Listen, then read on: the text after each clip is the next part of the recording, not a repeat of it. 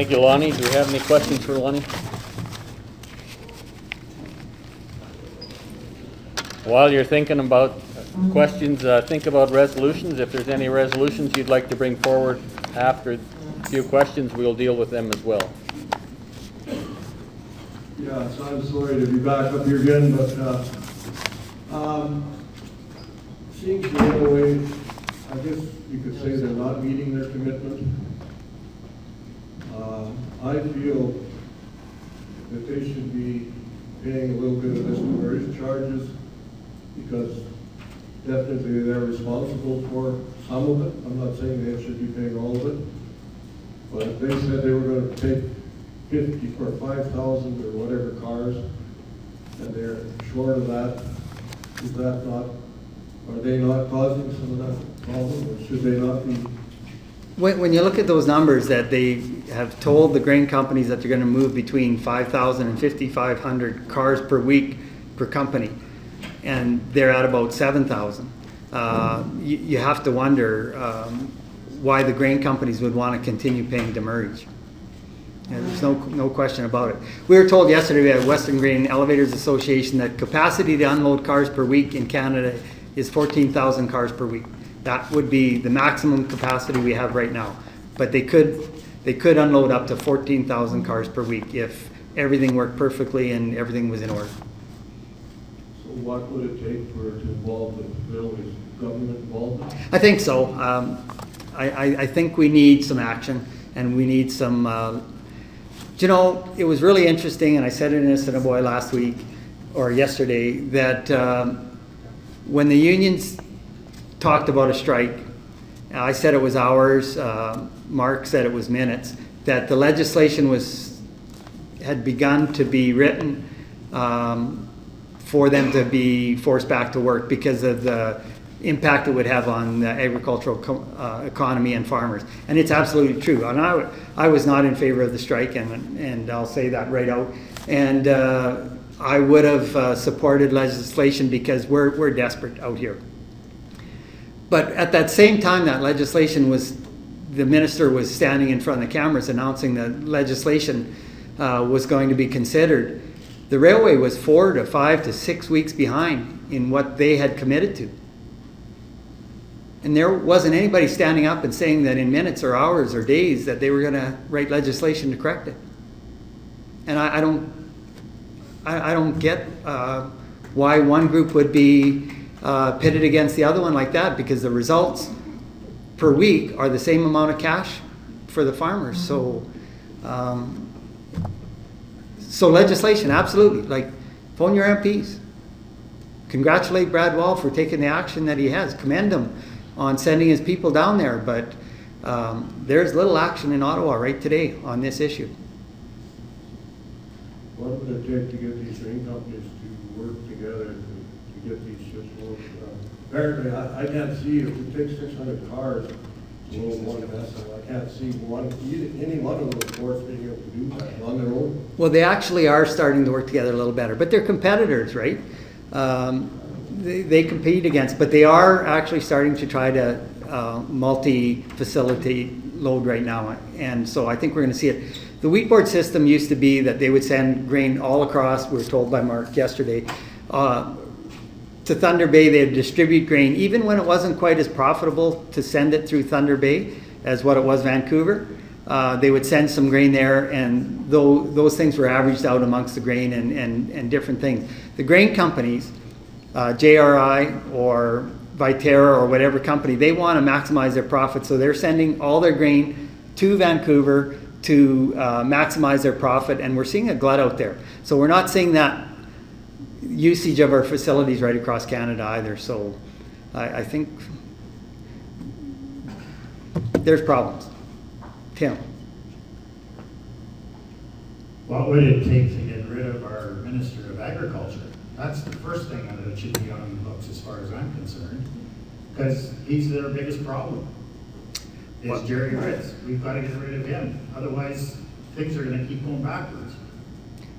Well, I hope you don't expect me to comment on that, because I'm not going to. Can I raise the NDP flag? And the other thing is, the program that the wheat board had in place of allocating cars and the movement of cars, why can't we gather these people back together again after we get rid of that little hipper in Ottawa and put that program back in place to move the cars and get things moving?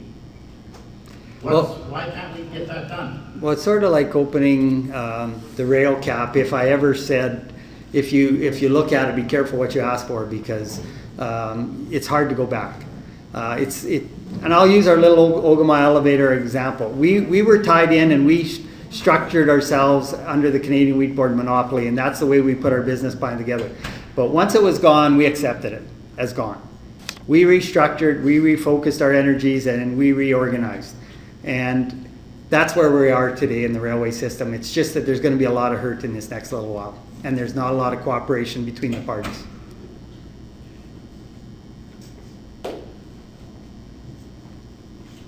I'm Bill Martin with Farmers of North America. Prior to being with F&A, I was a member of the faculty, or member of the Department of Agricultural Economics with Hartley and Richard. Prior to that, I was an agricultural historian at the Department of History at the U of S. For the majority of my career, I have studied railways. I think a number of people around here know of some of my involvements over the past few years in some of these issues that we are developing, or that have been developing. Some of the pleadings that I have made to various people and different groups over the past 3 years. Be careful what you wish for. The one comment about why can't we get back the car allocation system? For one very simple reason. It only functions if you have single decile. That is the only way it is possible for that kind of logistical management and car allocation to work. You have to be able to match the logistics to the sales program. You cannot coordinate the sales programs of all of the independent grain companies into a car allocation system. So how do the Americans do it? The only possible solution at this point is competition for the railways. The railways have proven that over a 130-year history, that the only time that they respond with rates, or better service is through competition. The situation that we have today is we have a non-competitive market. The backlogs that we are facing today, and I am on public record over the past 2 to 3 years stating that this is exactly the situation that we would encounter, because the railways have made it clear, if you study them closely, it's all there. They have made it clear that their target is the revenue cap. The rhetoric that has been trotted out over the past 2 years, contrary to all of the academic evidence that would indicate that increased tariffs will give increased service, it is bullshit. There is ample academic evidence to prove that. Lonny, you started getting into the politics. I was going to try and avoid that. Me too, actually, but But it's there. And the fact of the matter is, the history of Canada is the history of railways. Railways and politics have been tightly twined together since Confederation. The purpose of Confederation was to build railways. That was the national project. It is still the national project. We had heard earlier the number of lobbyists that the railways employ in Ottawa. That is not a new phenomenon. In the first Senate of Canada, over 30% of the senators were board members of Canadian Pacific Railway or associated with them. The railways in Canada have a tremendous amount of political influence. The rhetoric that has been trotted out over the past number of years by people who we entrust to know better We have had a tremendous failure of leadership at the federal and provincial level. Your comment by Premier Brad Wall is in relation to getting rid of the Head Start program. It has to be put in context. Over the past number of years, I have met with the two most recent provincial ministers of agriculture. I have met with the federal minister of agriculture. I have met with the deputy minister and the assistant deputy minister of agriculture for the province of Saskatchewan. I know that the general thinking at both the provincial level and the federal level in both departments of agriculture is that the only solution we have now is to remove the revenue cap. On a weekly basis, both Canadian Pacific and Canadian National meet with officials in the provincial Department of Agriculture. The folks at APAS know this, and I congratulate APAS for taking on this challenge. They have been one of the few organizations that has stepped up to fight this fight. It is very simple. If the railways win this game, it is going to cost Saskatchewan farmers between $1 to $1.5 billion on an annual basis. Do not think that your provincial politicians of either stripe, I'm apolitical when it comes to party politics. Do not think that the provincial politicians understand the issues, because they don't. Do not think that the federal politicians understand the issues, because they don't. They get lobbied by ideological interests. That is what they respond to. There was a time in the history of Western Canada that farmers knew what side of the bread the butter was on. They knew how to organize, they knew how to politic, and they knew how to kick the shit out of politicians who didn't listen. We've stopped doing that. If we don't do it, if we don't take on this fight with these railways, our global competitors are going to eat our lunch. Because the fact of the matter is, Western Canadian agriculture has more and more global competitors on an annual basis. And when you look at what those global competitors are doing, the infrastructure developments that they are creating, our competitors in the Caspian region, the new port facilities that are being built, more efficient infrastructure, getting crop to tide water at a less costly rate. It's a fight we have to fight and we have to win. Sorry. Can you wrap it up? Yeah.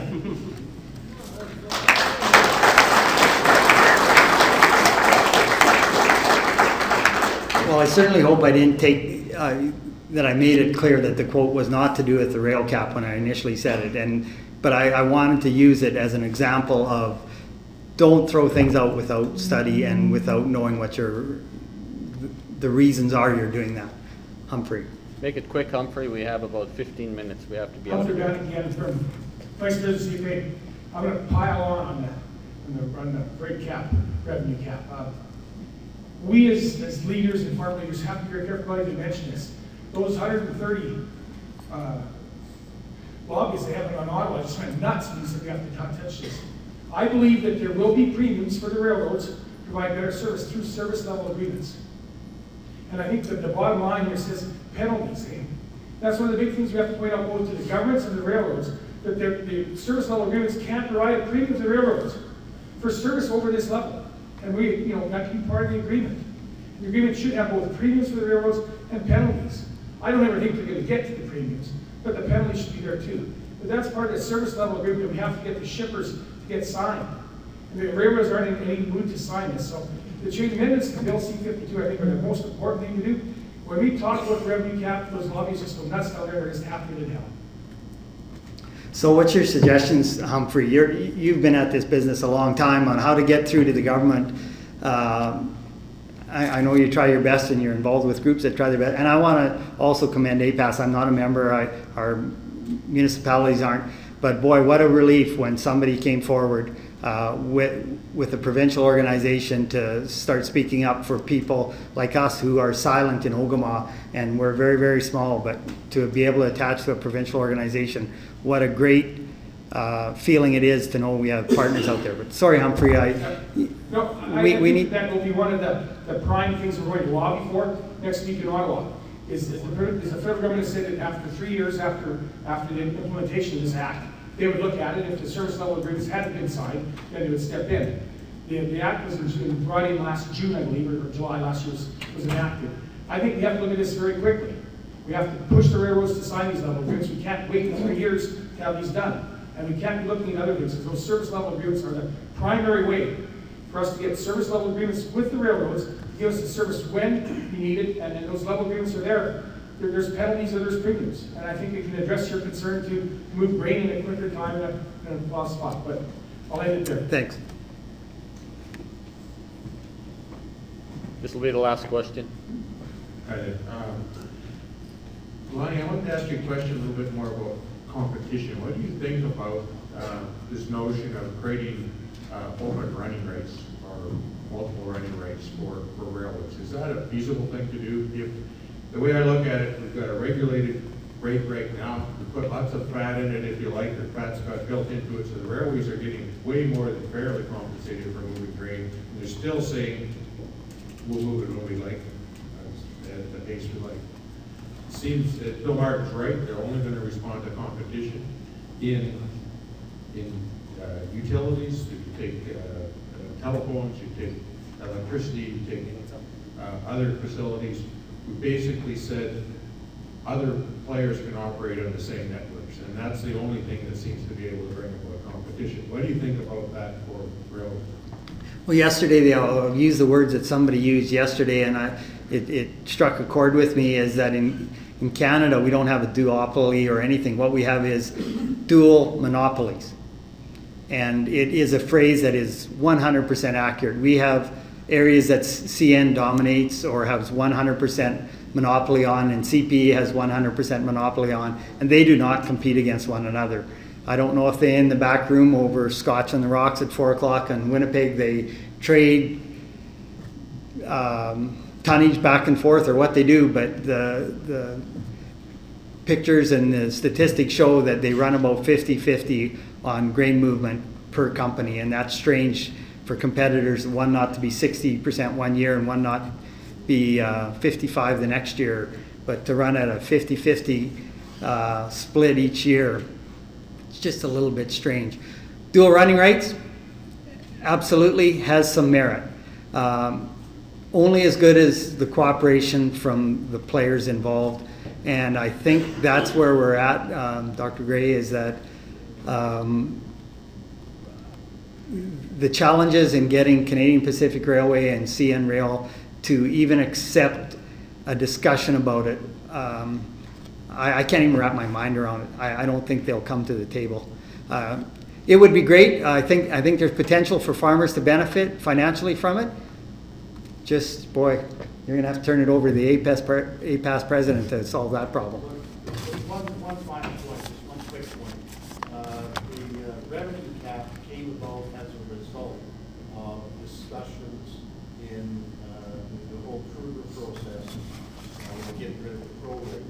The discussion at that time was to create open running rights. It scared the hell out of the railways, and they offered up the revenue. Now, both Richard and Harvey were involved in that process, so the revenue cap is very, very important for the railroad, getting rid of it. They never liked having to accept it, but they did it under threat of open running. That is the ace that we've got up our sleeve. Fine. You guys want to get rid of the revenue cap? Just remember who built these bloody train tracks for you. Where did the money come from? I'm- think we need to tie the running rights together with essential services. So I'm gonna sit down before I get kicked out of town here, because I kinda like Humboldt. Let's give Lonnie another round.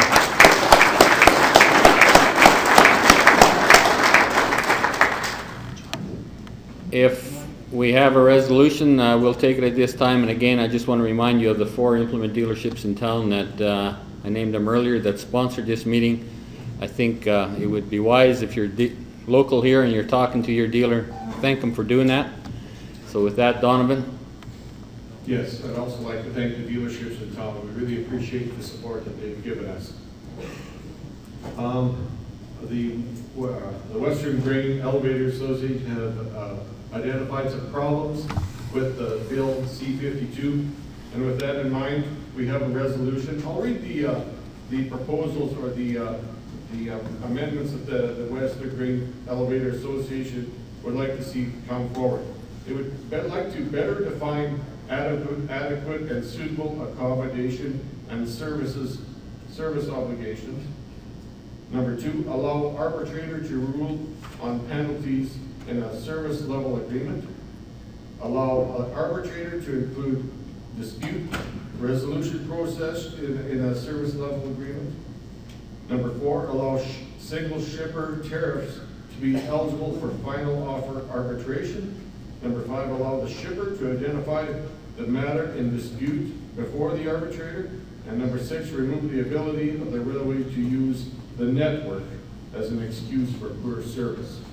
So with that in mind, be it resolved that in the spring session of Parliament, the Government of Canada amends Bill C-52, the Fair Rail Service Act, in accordance with the 6 recommendations put forward by the Western Grain Elevator Association and the Coalition of Rail Shippers. Do you move that? Yes, I do. Do we have a seconder on the floor? Thank you, Mickey. Any discussion? I know the hour's getting late. Norm? I just want to add a little bit more background to this. It wasn't just the Western Grain Elevators Association. They brought it forward to us yesterday, but it wasn't just the Western Grain Elevators Association that brought this forward. It was the coalition of shippers from across Canada, from across all of the commodities that agreed upon these 6 principles.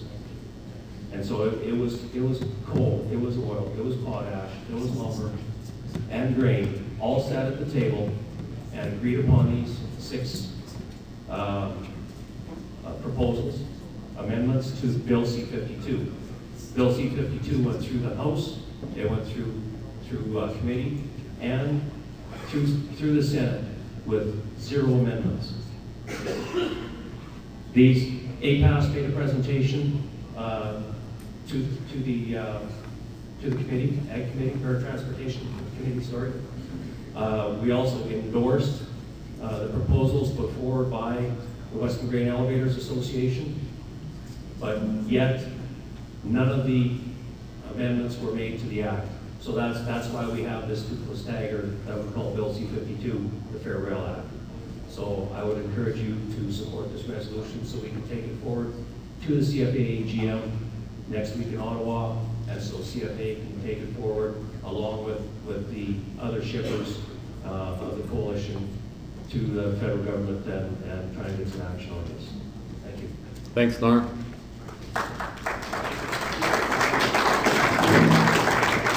Last call. All those in favor? Opposed? I declare it carried unanimously. Any other resolutions, quickly?